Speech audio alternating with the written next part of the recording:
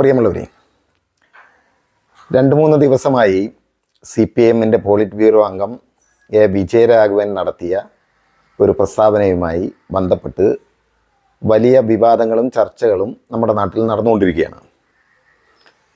സഖാവ് പറഞ്ഞിട്ടുള്ള കാര്യം, വയനാട് പാർലമെൻറ്റ് തെരഞ്ഞെടുപ്പിൽ പ്രിയങ്ക ഗാന്ധിയുടെ വിജയത്തിന് പിന്നിൽ മുസ്ലിം മത തീവ്രവാദികളുടെ കൂട്ടമായ ശ്രമം കൂടിയുണ്ട് എന്നുള്ളതാണ്.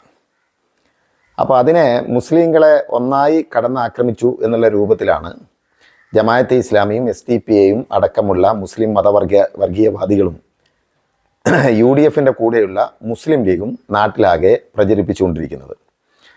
നമുക്കറിയാം, UDF എന്ന സംവിധാനത്തിലാണ് പ്രിയങ്ക ഗാന്ധി മത്സരിച്ചിട്ടുള്ളത്. ആ സംവിധാനത്തിൻ്റെ ഭാഗമാണ് മുസ്ലിം ലീഗ്. അത് സ്വാഭാവികമാണ്. UDF സ്ഥാനാർത്ഥിയുടെ വിജയത്തിന് വേണ്ടി മുസ്ലിം ലീഗ് പ്രവർത്തിച്ചുകൊണ്ടിരിക്കും. പക്ഷേ എന്തുകൊണ്ടാണ് സഖാവ് വിജയരാഘവൻ അത്തരമൊരു പ്രസ്താവന നടത്തിയിട്ടുള്ളത്? നമ്മൾ കണ്ട കാഴ്ച, കഴിഞ്ഞ പാർലമെൻറ്റ് തെരഞ്ഞെടുപ്പിൽ ഏറ്റവും ശക്തമായി പ്രിയങ്ക ഗാന്ധിക്ക് വേണ്ടി പ്രവർത്തിച്ചിട്ടുള്ളത് SDPI-യും ജമാഅത്തെ ഇസ്ലാമിയുമാണ്. മുസ്ലിം ജനസാമാന്യങ്ങളിൽ ഇവരുടെ സ്വാധീനം വളരെ കുറവാണ്. മതവിശ്വാസികളിൽ 5% സ്വാധീനം ജമാഅത്തെ ഇസ്ലാമിക്കില്ല. പക്ഷേ ജമാഅത്തെ ഇസ്ലാമിയുടെ കയ്യിൽ മീഡിയ വൺ എന്ന് പറയുന്ന ഒരു ചാനലും മാധ്യമം എന്ന് പറയുന്ന ഒരു പത്രവുമുണ്ട്. ഈ 2 സംവിധാനങ്ങളും ഉപയോഗിച്ചുകൊണ്ട് മുസ്ലിം മനസ്സുകളിലേക്ക് അവരുടെ തത്വശാസ്ത്രം, ജമാഅത്തെ ഇസ്ലാമിയുടെ വർഗീയ തത്വശാസ്ത്രം, മതരാഷ്ട്രവാദം ഇടിച്ചു കയറ്റാനുള്ള ശ്രമമാണ് അവർ നടത്തിക്കൊണ്ടിരിക്കുന്നത്. അപ്പോൾ മതരാഷ്ട്രവാദത്തെ ഇന്ത്യയിൽ ഏറ്റവും കൂടുതൽ എതിർക്കുന്ന രാഷ്ട്രീയ പ്രസ്ഥാനമാണ് CPIM. അത് മുസ്ലിം മതരാഷ്ട്രവാദത്തെ മാത്രമല്ല, ഹിന്ദു മതരാഷ്ട്രവാദത്തെയും. RSS-ൻ്റെ തത്വസംഹിത ഹിന്ദു മതരാഷ്ട്രവാദമാണ്. ആ മതരാഷ്ട്രവാദത്തിന് എതിര് നിൽക്കുമെന്ന് അവർക്ക് തന്നെ മനസ്സിലായിട്ടുള്ള ആളുകളെയാണ് അവർ ശത്രുക്കളായി പ്രഖ്യാപിച്ചിട്ടുള്ളത്. 1ാം ശത്രു മുസ്ലിം, 2ാം ശത്രു ക്രിസ്ത്യാനി, 3ാം ശത്രു കമ്മ്യൂണിസ്റ്റുകാർ. ഒരു മതരാഷ്ട്രം ഉണ്ടാക്കുന്നതിന് സ്വാഭാവികമായി ഇതര മതക്കാർ ശത്രുക്കളായിരിക്കും. പക്ഷേ കമ്മ്യൂണിസ്റ്റുകാരനെ ശത്രുവായി അവർ കണക്കാക്കാനുള്ള കാരണം മതരാഷ്ട്രവാദത്തെ എതിർക്കുന്നു എന്നുള്ളതുകൊണ്ടാണ്. അതിൻ്റെ വിശദീകരണത്തിലേക്ക് ഞാൻ കിടക്കുന്നില്ല. RSS-ൻ്റെ അതേ തത്വസംഹിതയാണ് ജമാഅത്തെ ഇസ്ലാമിയുടേത്. ഹുക്കൂമത്തെ-ഇലാഹി, മതരാഷ്ട്രവാദം ആവർത്തിച്ച് പറഞ്ഞിട്ടുള്ളതാണ്. ഇപ്പോൾ ആട്ടിൻതോൽ അണിയുകയാണ് ആ മതരാഷ്ട്രവാദത്തിൻ്റെ ചെന്നായ്ക്കൾ എന്നുള്ളത് മറ്റൊരു വസ്തുത. ഞാൻ അതിൻ്റെ വിശദീകരണത്തിലേക്കും കിടക്കുന്നില്ല. അപ്പോൾ എൻ്റെ നാട് കൊടിയത്തൂർ, എൻ്റെ നാട്ടിലടക്കം ഞാൻ താമസിക്കുന്ന പ്രദേശങ്ങളടക്കം ജമാഅത്തെ ഇസ്ലാമിക്ക് നല്ല സ്വാധീനമുള്ള പ്രദേശമാണ്.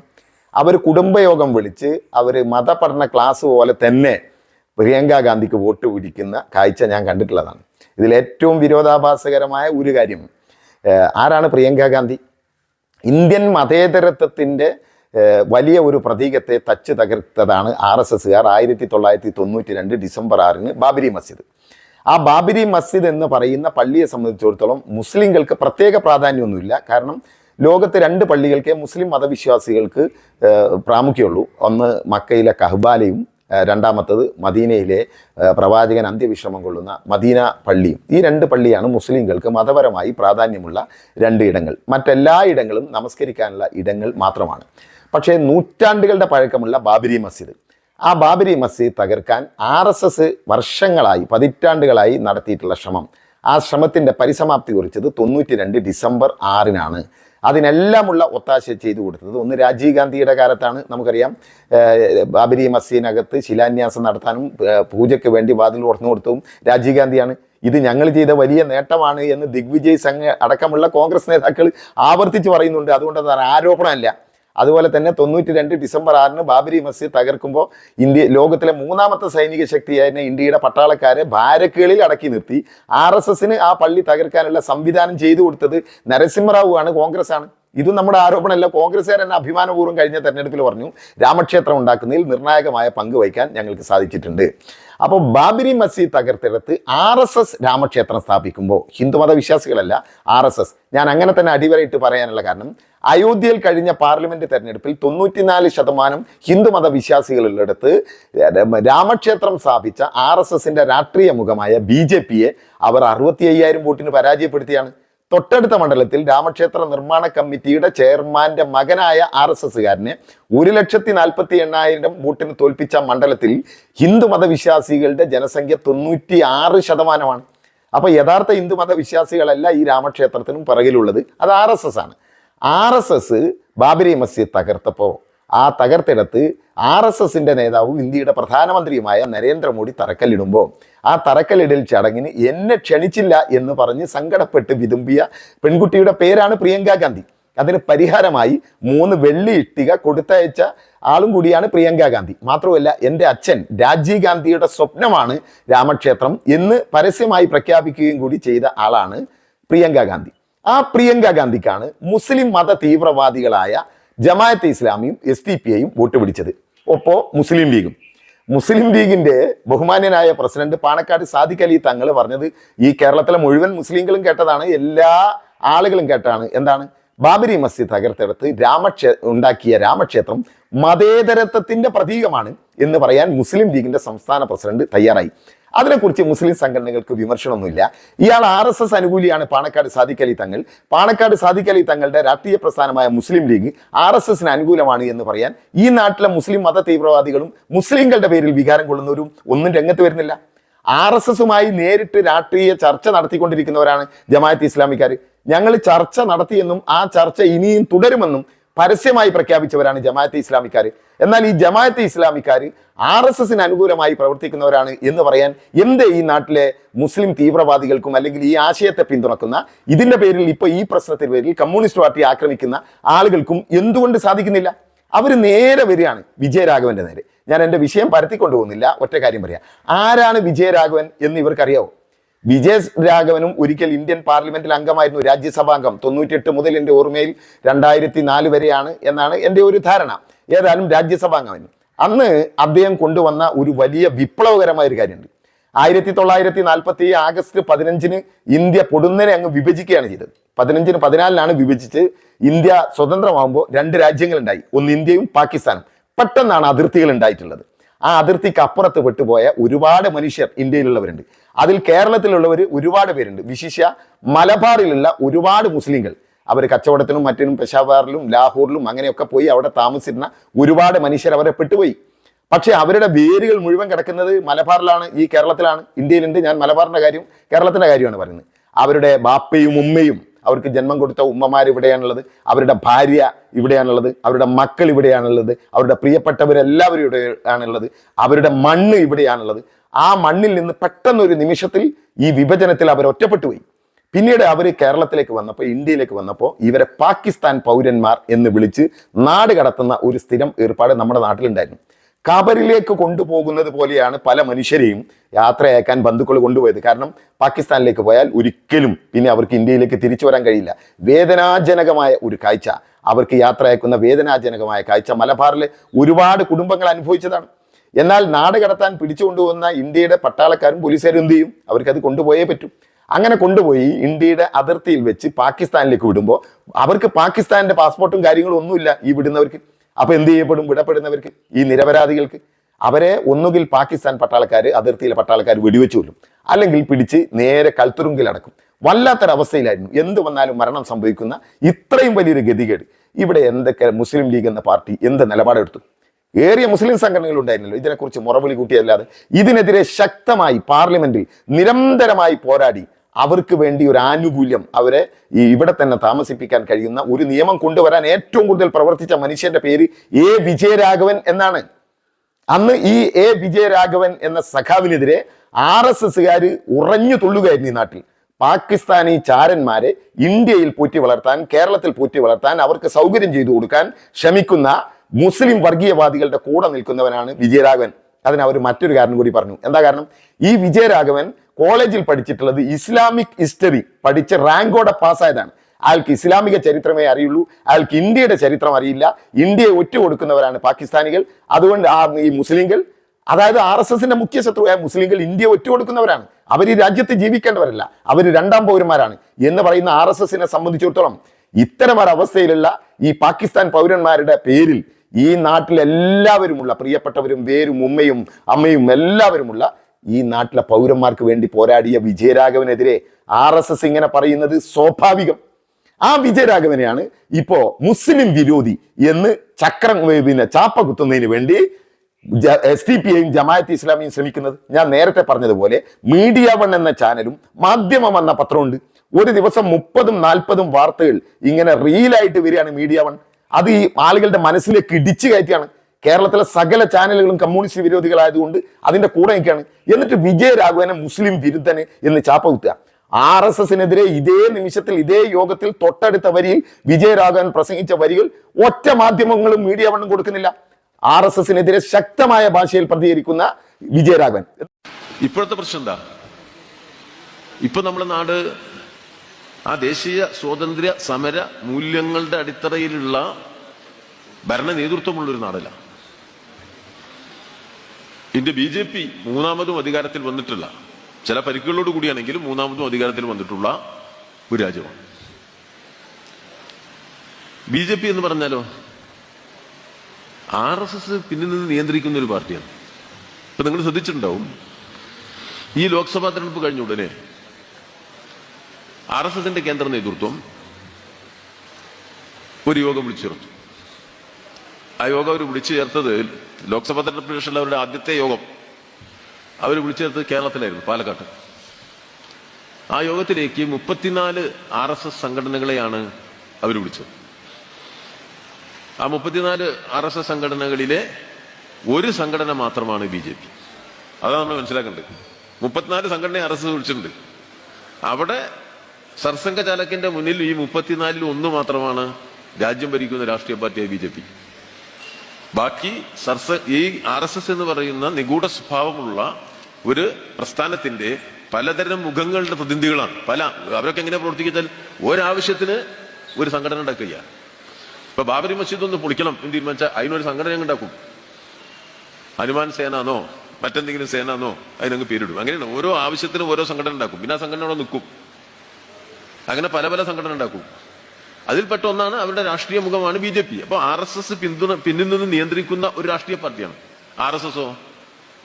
RSS ഒരു ജനാധിപത്യ ഉള്ളടക്കമില്ലാത്ത, എങ്ങനെ അത്യന്തം നിഗൂഢമായി പ്രവർത്തിക്കുന്ന, വളരെ സങ്കീർണത നിറഞ്ഞ വിദ്വേഷ രാഷ്ട്രീയത്തെ ഉൾക്കൊണ്ട ഒരു പ്രസ്ഥാനമാണ്. അവര് നിയന്ത്രിക്കുന്ന ഒരു രാഷ്ട്രീയ പാർട്ടിയാണ് ഇന്ത്യയിൽ അധികാരത്തിലിരിക്കുന്നത്. ജനാധിപത്യം ഇല്ലാത്ത ആൾക്കാരുടെ കൈകളിലാണ് ലോകത്തിലെ ഏറ്റവും വലിയ നിയന്ത്രണത്തിലാണ് ലോകത്തിലെ ഏറ്റവും വലിയ ജനാധിപത്യ രാഷ്ട്രം എന്ന വൈരുദ്ധ്യം നമ്മുടെ നാടിപ്പോൾ അനുഭവിക്കുകയാണ്. ഒരു സമൂഹത്തിന്റെ ഏറ്റവും വലിയ പ്രത്യേകത എന്താ? ഇന്ത്യക്ക് സ്വാതന്ത്ര്യം കിട്ടിയപ്പോ ആ രാഷ്ട്രീയ നേതൃത്വത്തിന്റെ ഏറ്റവും വലിയ പ്രത്യേകത എന്തായിരുന്നു? നിസ്സംശയം നമുക്ക് പറയാൻ കഴിയും, അതിന്റെ ഉത്പതിഷ്ഠിത്വമായിരുന്നു. മഹനീയമായ ലോകവീക്ഷണമുള്ള, ഉന്നതമായ ഉത്പതിഷ്ഠിത്വമുള്ള, മനുഷ്യ സ്നേഹത്തിന്റെ മഹാ ഔന്നത്യത്തെ ഹൃദയത്തിൽ ഉൾക്കൊണ്ട നല്ല മഹാത്യാഗികളാണ് നമ്മുടെ ഒന്നാമത്തെ ഇന്ത്യൻ ക്യാബിനറ്റും ഇന്ത്യയുടെ ഭരണ നേതൃത്വവും. ഇപ്പോഴാരാ? നിങ്ങൾ ആ നരേന്ദ്രമോദിയുടെ ക്യാബിനറ്റിലേക്ക് നോക്കിയിട്ട് അതിനകത്തുള്ള ഒരു ദീക്ഷണാശാലിയെ കണ്ടെത്തും. ആരാ? നമ്മുടെ രാജ്യത്തിന്റെ തകർച്ചയിലേക്കൊന്ന് നോക്കൂ. ഏറ്റവും തിരിച്ചറിയാൻ അത് മതി. വല്ലഭായ് പട്ടേലിനെ കുറിച്ച് ഇങ്ങനെ പറഞ്ഞുകൊണ്ടിരിക്കും. പക്ഷെ വല്ലഭായ് പട്ടേൽ ഇരിക്കുന്ന കസേരയിൽ അമിത്ഷാ ഇരിക്കുകയാണ്. പട്ടേൽ എവിടെ, അമിത്ഷാ എവിടെ എന്നുള്ള അകലം എല്ലാ വീക്ഷണത്തിലും. ഞാൻ അതിന്റെ എല്ലാ വിശ്വാസങ്ങളിലേക്കും പോകുന്നില്ല. ആ മന്ത്രി പദവിയിൽ ഇരിക്കുന്നതിൽ, അല്ലെങ്കിൽ താഴെ ഗവൺമെന്റുകളിൽ ഇരിക്കുന്നതിൽ, മുഖ്യമന്ത്രിമാരായിട്ട് മാറുന്നതിൽ അവരുടെയൊക്കെ പ്രത്യേകത എന്താ? ഭീകരമായ വംശീയ വിദ്വേഷത്തിന്റെ, ന്യൂനപക്ഷ വിരുദ്ധതയുടെ, പ്രാകൃതമായ മനോഭാവങ്ങളുടെ ഒരു കൂട്ടായ സങ്കലനം എന്നുള്ള നിലയ്ക്കുള്ള രാഷ്ട്രീയ നേതൃത്വം നമുക്ക് കാണാൻ കഴിയും. ഒരു രാജ്യത്തിന്റെ സാമൂഹ്യ മൂല്യങ്ങളുടെ തകർച്ചയുടെ അടയാളങ്ങളെയാണ് നമ്മൾ അതിൽ കാണുന്നത്. അപ്പൊ സ്വാഭാവികമായിട്ടും നയങ്ങളിൽ അതിന്റെ പ്രതിഫലനം ഉണ്ടാവും. ആ നയങ്ങൾ പൂർണ്ണമായി എങ്ങനെയാണ് കണ്ണി ചേർക്കുന്നത്? ഒരു ഭാഗത്തത് തീവ്ര ഹിന്ദുത്വ വർഗീയ മൂല്യങ്ങളെ കണ്ണി ചേർക്കുന്നു. ഒരു കാരണവശാലും അതും ഹിന്ദുവായിട്ട് യാതൊരു ബന്ധവുമില്ല. ഹിന്ദു എന്ന് പറഞ്ഞാൽ വേറെ ഒന്നാണ്. ഹിന്ദുത്വം എന്നത് RSS മുന്നോട്ട് വെച്ചിട്ടുള്ള ഒരു ജീവിത പരികല്പനയാണ്. അതിന്റെ അടിത്തറയാണ് അന്യമത വിദ്വേഷം. അതിന്റെ സാമ്പത്തിക ശാസ്ത്രമുണ്ട്, അതിന്റെ പൊതു വീക്ഷണങ്ങളുണ്ട്. ആ ഒരു വീക്ഷണമാണ്, അത് ഹിന്ദുവായിട്ട് ബന്ധപ്പെട്ടതല്ല. അത്യന്തം പ്രതിലോമകരമായ ഒരു ജീവിത വീക്ഷണത്തെ RSS കണ്ടെത്തിയതിന്റെ പ്രയോഗവൽക്കരണമാണ് ഹിന്ദുത്വം എന്ന് പറയുന്ന രാഷ്ട്രീയ തന്ത്രം. എന്നാൽ ഇവിടെ നോക്ക്, പ്രിയങ്ക ഗാന്ധിക്ക് വോട്ട് പിടിച്ച ജമാഅത്തെ ഇസ്ലാമിക്കും SDPIക്കും മുസ്ലിം ലീഗിനും എന്ത് ന്യായം പറയാനുണ്ട് ഈ കേരളത്തിലെ മുസ്ലിം സമുദായത്തോട്? കഴിഞ്ഞ ഡിസംബർ 6 എന്ന് പറഞ്ഞാൽ വെള്ളിയാഴ്ചയും ഡിസംബർ 6 വന്നിട്ട് ജമാഅത്തെ ഇസ്ലാമിയുടെ ഏതെങ്കിലും ഒരു പള്ളിയിൽ ബാബരി മസ്ജിദിനെ കുറിച്ച് ഒരു അക്ഷരം സംസാരിച്ചോ? പല പള്ളികളിലുണ്ട്, ഞാൻ അതിനെക്കുറിച്ച് പറയാൻ ആഗ്രഹിക്കുന്നില്ല. കാരണം ഇത് മറക്കണമെന്ന് ആഗ്രഹിക്കുന്ന ഒരു വിഭാഗമുണ്ട്. എന്താ കാരണം? പ്രിയങ്ക ഗാന്ധിക്ക് അവർ പിന്തുണ കൊടുത്തത്, പ്രിയങ്ക ഗാന്ധിയും അവരുടെ പാർട്ടിയായ കോൺഗ്രസും പറഞ്ഞ എന്താണ്? ഞങ്ങൾ ബാബരി രാമക്ഷേത്രത്തിന്റെ കൂടെയാണ്, ഞങ്ങളുടെ സ്വപ്നമാണ്. നിങ്ങൾ നോക്ക്, ഇന്ത്യയിൽ വളരെ പ്രഖ്യാപിതമായി RSS ശത്രുവായി പ്രഖ്യാപിച്ചിട്ടുള്ള മുസ്ലിങ്ങൾ, ആ മുസ്ലിങ്ങളെ ഇന്ത്യയിൽ 10,000-കണക്കിന് ആളുകളെയാണ് RSS വിവിധ വർഗീയ കലാപങ്ങളിൽ കൊന്നൊടുക്കിയത്. എങ്ങനെ RSSന് ഇത് സാധിക്കുന്നത്? കൃത്യമായ ആയുധ പരിശീലനം ഉണ്ട്. ആ ആയുധ പരിശീലനം കണ്ണൂരിൽ നടത്തുമ്പോൾ ആയുധ പരിശീലന ക്യാമ്പിലേക്ക് CPM എരച്ചു വന്ന് അവരെ ആക്രമിക്കുമെന്ന് ഭയപ്പെട്ടൊരു മനുഷ്യനുണ്ട്. അയാളുടെ പേര് സുധാകരനാണ്. ശരിയാണ്, CPM ആരാധനാലയങ്ങളെ ആയുധ പരിശീലന ക്യാമ്പുകളാക്കുന്നത് CPM എതിർത്തിട്ടുണ്ട്. അതിന്റെ പേരിൽ RSSുമായി പൊരുതി നിരവധി പേര് മരിച്ചിട്ടുണ്ട്. കേരളത്തിൽ കമ്മ്യൂണിസ്റ്റ് പാർട്ടിയുടെ 589-ലധികമുള്ള രക്തസാക്ഷികളിൽ 250ഓളം പേർ RSSുമായി പൊരുതി മരിച്ചവരാണ്. അതിലെ 90% ജന്മം കൊണ്ട് ഹിന്ദു കർമ്മം കൊണ്ട് കമ്മ്യൂണിസ്റ്റുകാരാണ്. ഇത് ഈ മുസ്ലിം തീവ്രവാദികൾക്ക് മനസ്സിലാവുമോ? ഹിന്ദു മതരാഷ്ട്രവാദം ഉന്നയിക്കുന്നതിനെതിരെ പോരാടി മരിച്ചതിൽ കേരളത്തിൽ മഹാഭൂരിപക്ഷമുള്ള ജന്മം കൊണ്ട് ഹിന്ദുവായ എന്നാൽ കർമ്മം കൊണ്ട് കമ്മ്യൂണിസ്റ്റുകാരായവരാണ്. അതിൽ ജീവിക്കുന്ന രക്തസാക്ഷിയാണ് P. ജയരാജൻ അടക്കമുള്ളവർ. ഞാൻ അതിന്റെ വിശദീകരണത്തിൽ കിടക്കുന്നില്ല. ആ RSSന്റെ ആയുധപുരയെ CPM ആക്രമിക്കുമെന്ന് കരുതി ഞാൻ അതിന് കാവൽ നിന്നിട്ടുണ്ടെന്ന് പരസ്യമായി പ്രഖ്യാപിച്ചവനാണ് സുധാകരൻ. എന്നാൽ സുധാകരൻ RSSകാരനാണ്, ഇയാൾ മുസ്ലിങ്ങൾക്കെതിരാണ് എന്ന് എന്താ ഈ ജമാഅത്തെ ഇസ്ലാമിയും SDPIയും ഈ മുസ്ലിം ലീഗുകാരും പ്രസംഗിക്കാത്തത്? ഇവരൊക്കെ ആരായുള്ളത്? സുധാകരന്റെ കോൺഗ്രസിന്റെ കൂടെ. എനിക്ക് തോന്നിയാൽ I will go with BJP എന്ന് പറഞ്ഞാൽ സുധാകരന്റെ കോൺഗ്രസുകാരന്റെ കൂടെ. വർഗീയ കലാപങ്ങളുടെ പേരിൽ ഡൽഹിയിലെ തെരുവുകളിൽ മുസ്ലിങ്ങളുടെ പള്ളികളും മുസ്ലിം വീടുകളും തകർത്തെറിയാൻ വന്ന ബുൾഡോസറുകൾക്ക് മുമ്പിൽ ജീവഭയമല്ലാതെ അതിനെ തടഞ്ഞു നിർത്തി സകല പത്രങ്ങളും പിറ്റേന്ന് എഴുതി, അഗ്നി പോലെ തീ പോലെ ഒരു പെണ്ണ്, ഒരു തീ.